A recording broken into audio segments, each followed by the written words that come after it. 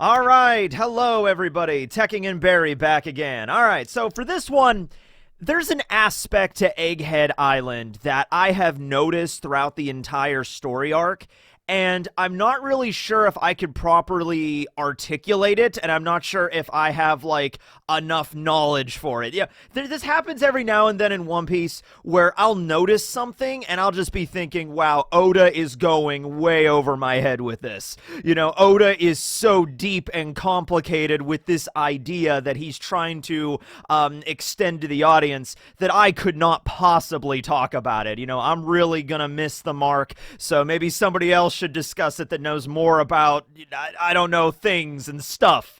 You know, anybody out there that went to college with a master's degree in stuffology, please let me know, because that's a very useful degree, okay? Not as useful as the stuff in thingology. You know, there's thingology and there's stuffology, but if you know this stuff or these things, let me know, please, okay? So, here's the aspect of it that I've noticed. I'm sure plenty of you have noticed it as well, all right? Maybe I'm overcomplicating this too. Maybe it's a lot simpler than I'm making it out to be, but here it is, okay? When the Straw Hats were not even on Egghead yet, when they were just approaching the island, when they entered the climate area around Egghead, and the giant mechanical sea shark came out and tried to attack the Sunny. And then all the other sea beasts attacked as well. There was a line that Lilith had when she finally showed up in Vega Force 1 that was like, no matter how hard we try when building these mechanized sea beasts, they will always have some inherent primal instinct inside of them. So they took like an actual shark, like a huge Grand Line shark. I don't know if the shark was dead and they found it and they turned it like, we can rebuild the shark. It's time for Shark Week. You know, like if they did something like that, or if it was like a shark that they just grabbed out of the water and then they just like started attaching, you know, cybernetics to it. I'm not sure the story on the shark, but the idea was that Vegapunk is the greatest scientist in the entire world. I mean, this guy can legitimately build robots and split his consciousness, and he created the internet, for God's sake, right? Okay. So, despite all of his genius, there's a little hiccup that always happens when they're trying to build these mechanized sea beasts, and they can never truly get rid of that natural instinct. So, like, when an animal sees food, or like when a shark smells blood, or anything like that, no amount of cybernetics and computer wiring, like, could cause it to be like, I will ignore that. No, it's just like, food, and then it, like, attacks, okay? Which is fascinating to me, because you'd think, and Vegapunk might have actually even done this, just remove the entire brain, right? Like, at some point, Vegapunk might just be like, oh, okay, well, no matter what we do to the brain, they keep going after their natural instincts. Okay, screw it, scrap the brain, and it just, like, takes out the entire brain, replaces it with a robot brain, and then pops it in there, and the shark is still going after the animals. Like, that would be weird, okay, if that happened. Vegapunk would be scratching his head like, okay, gee shucks, I really have no idea what's going on with this Quasar. A lot of people have brought up that, Tekking, why do you always use the Quasar with Vegapunk when you're voicing him? He's only said that like one time. That's not his catchphrase. It's a trigger line, basically, so I can get in his voice like, oh boy, Quasar! Hey everybody, I'm Vegapunk! Trying to be sounding distinct enough from Orochi, you know, because Luna Orochi, he is down here kind of like Mr. Crocker from Fairly Odd Parents, and I am Vegapunk, not Orochi. So it's a very distinct, it's a fine line I walk with those two voices, okay? Anywho, that's the situation with the sea monsters, okay? But then, even recently, we just had another one of these things with the Seraphims. So then the Seraphim are introduced, right? And once again, we were shown that, like, despite the fact that these things are made out of Lunarian DNA, Warlord DNA, cybernetics, because they're still able to fire lasers and everything like that, so there is some cyberware inside of the Seraphim and all that stuff. They have green blood running through their veins, so they don't have normal blood. It's just, you know, a distilled down version of, like, Paramecia Devil Fruit abilities rendered into a fluid that's just pumping through them. They have all this stuff going on with them, but despite all of that, No, they still do retain not just muscle memory, because like the Seraphim Mihawk, S-Hawk, is able to swing a sword. Not just any sword, a sword that looks remarkably like Yoru. I'm not really sure what the sword that Mihawk, little Mihawk wields. I don't know if that was... I'm sure it's something that's made out of a pretty good type of steel that Vegapunk or one of the satellites made for him. All right, so probably obviously not a Saijo Awazumono on the level of Mihawk, but I'm sure they took some really strong metal like titanium or something. I don't know if titanium sword would be a good idea. I don't know, but they took some kind of, hard metal that would work for a sword, and they made a miniature version of Yoru for S-Hawk, and S-Hawk wields it expertly, okay? In fact, I'm going to assume, we don't know this for certain, but I'm going to assume it's one of those things because S-Shark is able to use Fishman Karate, and we saw S-Snake that is like blushing when she's around Luffy, and even depetrified everybody because of that. S-Bear, we haven't seen much of S-Bear, but S-Bear might... Well, we know that S-Bear was malfunctioning, which was the reason that he was even being brought back to Egghead to begin with. So there might be something there with S-Bear and having Kuma's memories, and then with Bonnie and everything there. That might line up. And then with S-Hawk, I'm sure, like, as soon as S-Hawk walked out of the tank, picked up a sword, maybe not even a sword around him, but maybe, like, he walked out of the tank, and there was like a pipe or something that was vaguely in the shape of Yoru, and S-Hawk was like immediately like, and then Vegapunk and the satellites are like, okay, I think he likes to use a sword. All right, Quasar, I'll get to work on that. So it's obviously like beyond just muscle memory with these Seraphim. It's obvious that like parts of the original Warlord's personalities and memories and their various traits are now inside of the Seraphim, okay? So this is the part where I'm like trying to connect the dots on this. I can't help but think Oda is trying to set this up like a hint at something bigger, like maybe what the One Piece is, or something about the world, some big revelation that we haven't discovered yet, something along the lines of like maybe involving the Ancient Kingdom, the ancient weapons, something with like the fact that the lineage factor exists, because Oda's doing this really cool thing with like kind of like ancient magic, like with devil fruits, and then science, which then you discover that science is actually rediscovering the former science of the world that the Ancient Kingdom had. It wasn't necessarily that devil fruits were mystical, magical, created by, some kind of sea god. In fact, Vegapunk specifically said that devil fruits were the bane of Mother Ocean or Mother Nature. So the devil fruits, honestly, I'm thinking were probably made through some kind of science experiment like well over 1,000 years ago, even before the Void Century. Back when science was on this crazy level where they could make their iron giants and they had like nuclear fusion and all that kind of jazz. That's when the devil fruits were created, okay? So you could say devil fruits are created via, science or something like that. But there is also some magical qualities to them, like, because, dude, it might be a situation, and this is where it gets, like, just scatterbrained, okay? But it might be a situation, really, where you do have actual gods in the One Piece world. I mean, that's kind of already been confirmed. We have the sun god, Nika, but we also have the nature goddess, Mother Ocean, okay? So it might be a thing where Mother Ocean is the legitimate god of the One Piece world, and she's, like, created the entire planet and put the continents everywhere and has the ocean, and she's just like, oh my goodness, look at this beautiful planet that I have forged. Oh, and now there's humans walking on it. Oh, isn't that lovely? And then eventually the Ancient Kingdom popped up and they started creating robots and everything and like air conditioning, challenging her domain. She's like, what? Huh? Nature was fine just the way it was, humans. Why are you doing this? Why are you creating air conditioning? And what is that, a soda machine? I didn't invent soda. What's going on here? And she got really mad because the humans were, and then eventually the ultimate sin to her was, of course, the devil fruit itself. And just like, no. These things are not natural. I am pissed off royally at you guys now, okay? So that might be like the overall message that Oda is trying to spin, at least one way you could look at it, right? So, I'm looking at this and I'm thinking, okay, all right. I think the whole idea of a lineage factor, the way it works, the way in One Piece, different from like DNA in our world, is you got to account for the soul. Because the soul exists in One Piece. Like, it's basically scientifically confirmed to exist in the One Piece world. I mean, of course we have Brook, And Brooke alone is enough to prove that, like, soul exists, right? Because he literally has the power to come back from the dead. And he told the Straw Hats the story. Like, he remembers dying, turning into a soul, and, you know, and then going up to heaven and getting kicked back down. It's just like, all right, you ate the Omi no this time? Okay, cool. And it just kicks him back down to the planet. And then looking for his body in the Florian Triangle for a whole year until finally finding the bag of bones that we know and love today, all right? So the soul definitely 100% exists.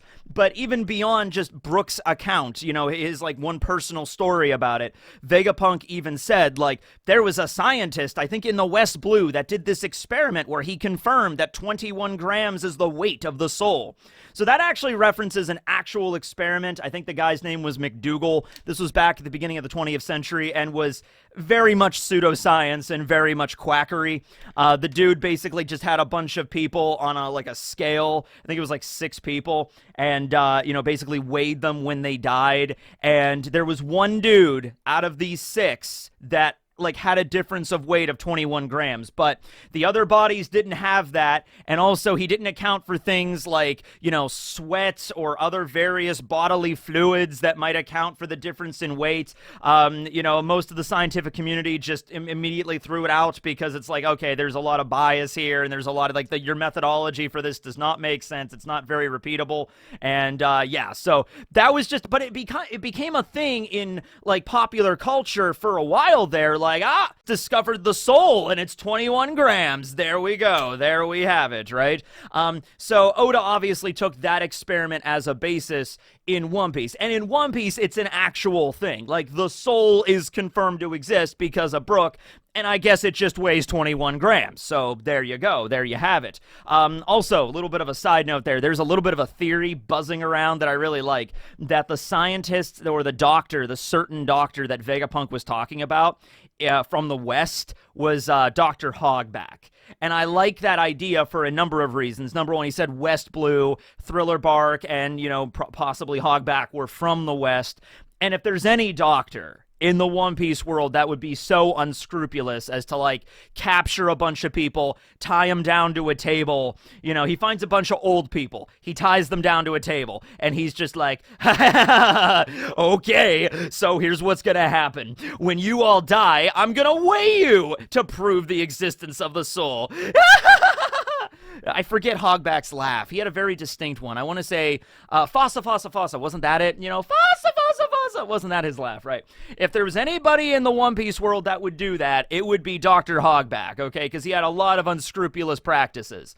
Maybe William, but William is not a doctor, okay? But if he was, maybe, okay? So Hogback ran this experiment, and I think his conclusion was a little bit more like he wrote a whole paper about it, and Vegapunk read the paper, and he's like, yeah, okay, yeah, that makes sense. His methodology was flawless. I disagree with some of his methods, but hey, the end result, the soul exists, and it weighs 21 grams. Okay, great, fantastic, okay.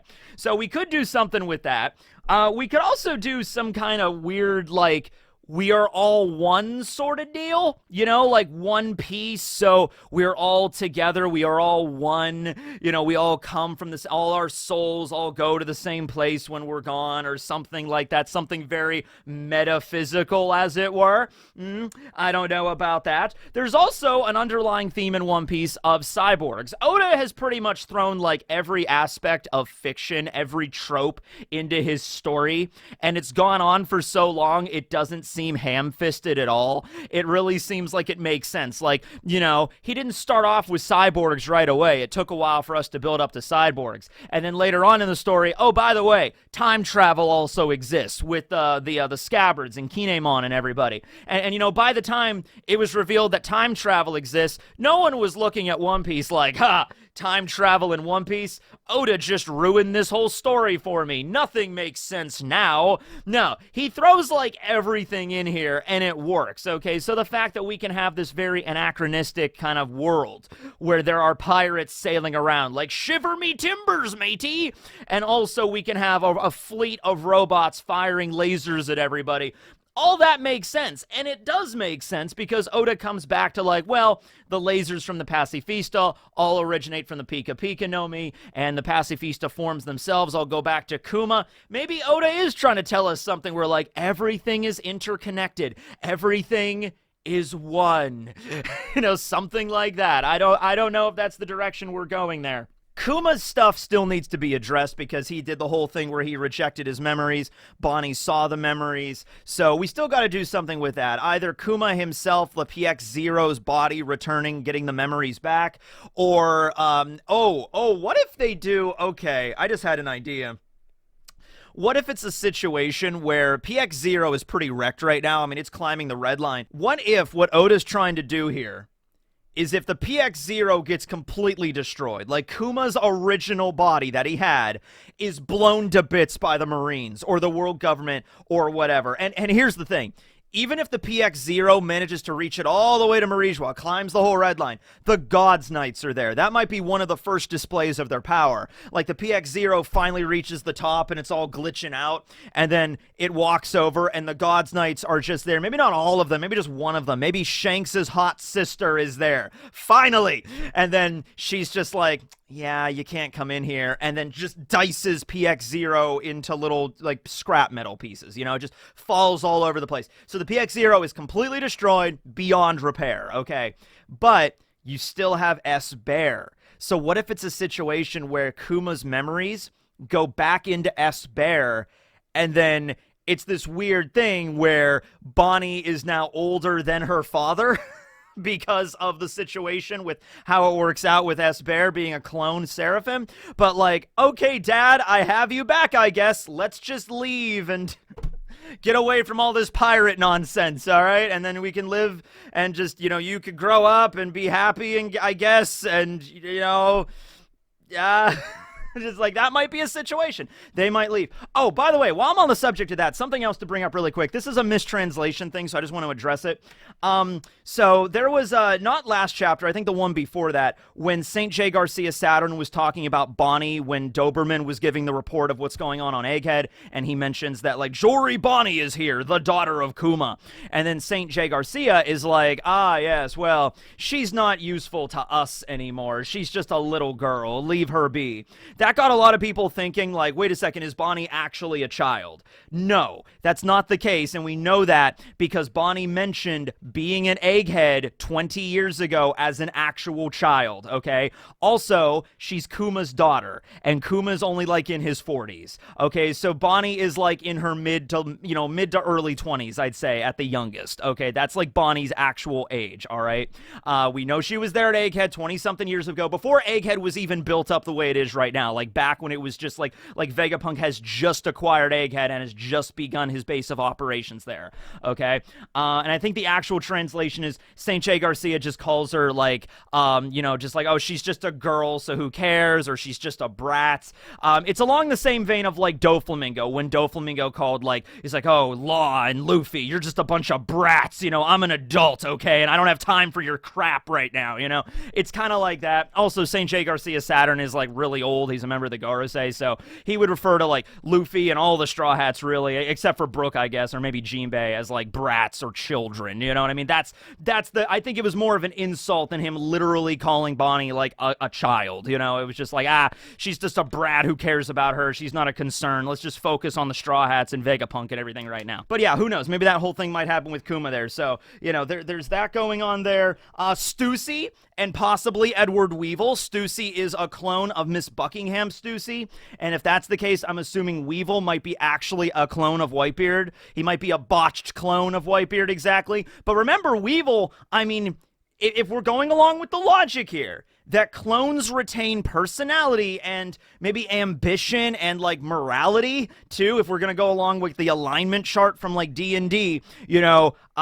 Weevil sees Whitebeard's home being attacked by these cruel Marines and threatening the people. What does Weevil do? He charges right in, just like, you stay away from my dad's home! It might just be a thing because he was conditioned to think that, Whitebeard was his biological dad by Miss Bucking. Or it could be a thing where it's like, no, that activates some memory or something. Like, he is a botched clone of Whitebeard a little bit. The DNA sequencing on Weevil was a little bit off, but eventually you managed to get something approximate approximate, and maybe he sees, you know, Whitebeard's hometown being attacked, and that he has like a war flashback to when Whitebeard saw his island attacked by pirates when he was a little kid, and Weevil's just like, you stay away from here, you know, it's like something like that, okay?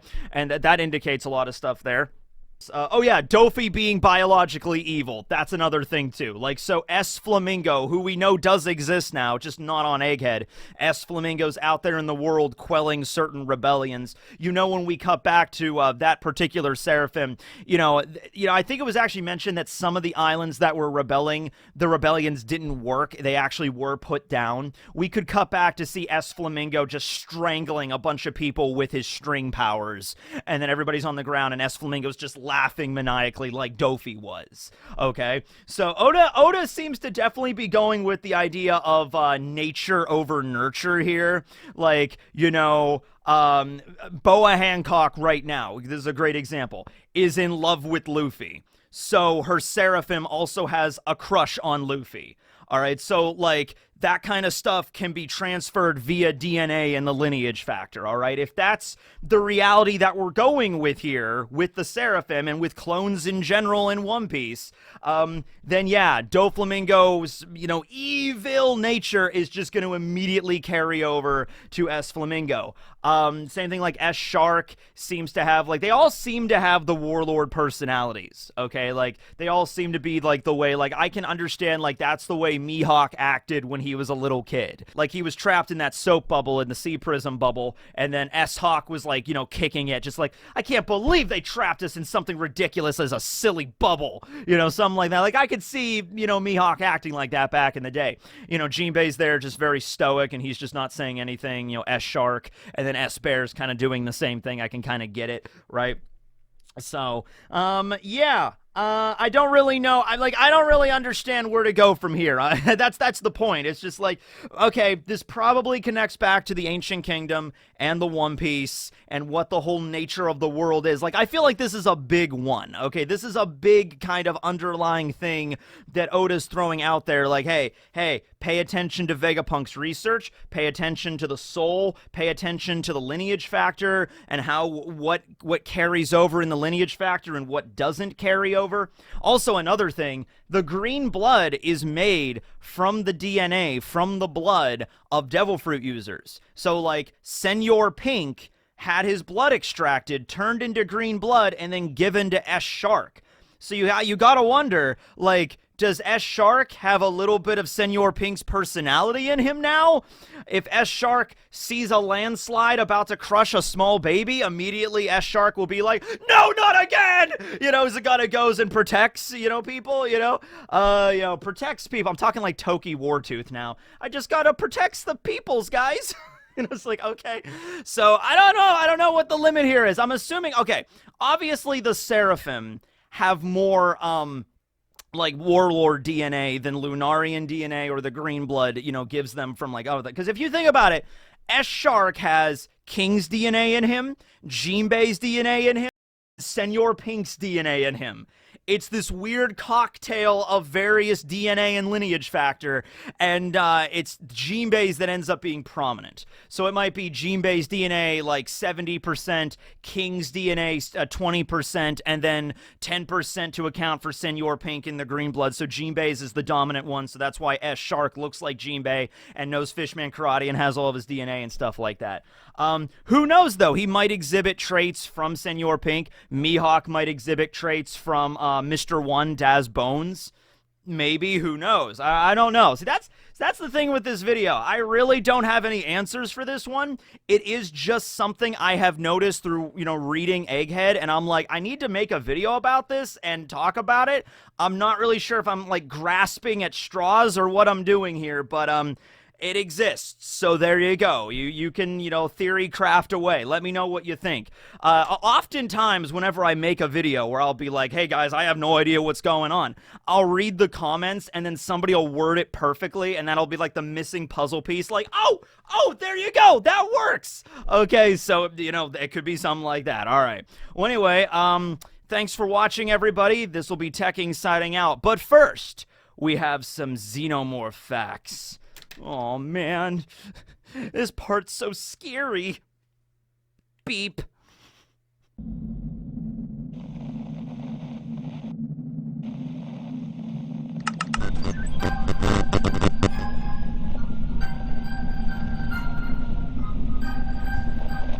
Alright, so in this episode of Xenomorph Facts, let's talk about their heads. Okay, so they got these giant elongated heads that are pretty iconic. I mean, I'm pretty sure if you show anybody a picture of a Xenomorph head, like even the general shape with the mouth, especially with the tiny mouth coming out of it, people will recognize that as like, that's a freaking Xenomorph. That's from Alien, right? Okay.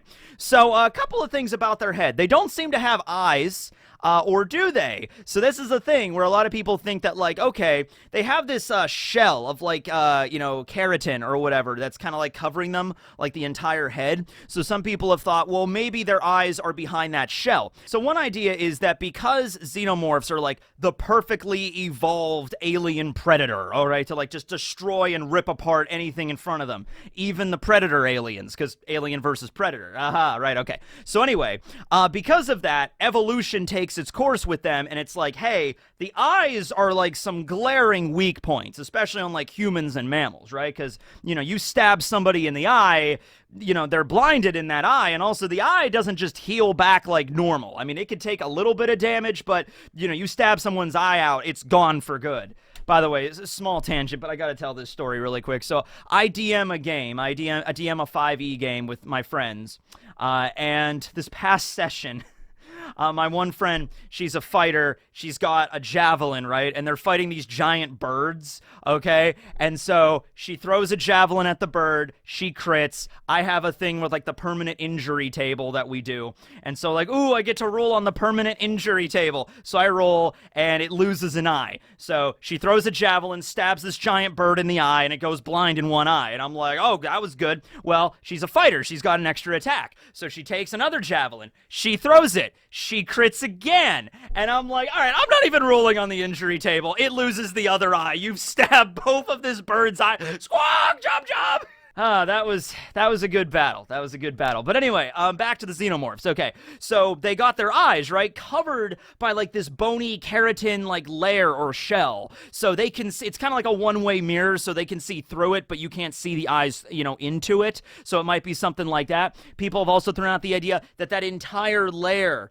on that, like, the reflective carapace on the head is the eye. So they can kind of see everywhere. It's kind of, like, really good, like, almost 360-degree perfect Byakugan vision, where they could just, like, see around them at all times, okay? Then they got their tiny little mouth. And this tiny little mouth will come out and, like, sometimes pierce right through somebody's skull. So, like, the tiny mouth comes out, pierces somebody in the eye, comes back their skull, and just... And it can cut through armor and helmets and things like that. So people have thrown out the idea the reason that the Xenomorph head is so, like, large and, like, elongated is because it's just full of muscles that just push that little mouth out like a piston and just... with a crazy amount of, like, concussive piercing force to go through steel and walls and just come right back out and just rip out anything that it took with it. All right, so Xenomorphs, very fascinating animals indeed, okay? Truly the apex of evolution. Thanks for watching, everybody. This will be TechGig signing out. Bye!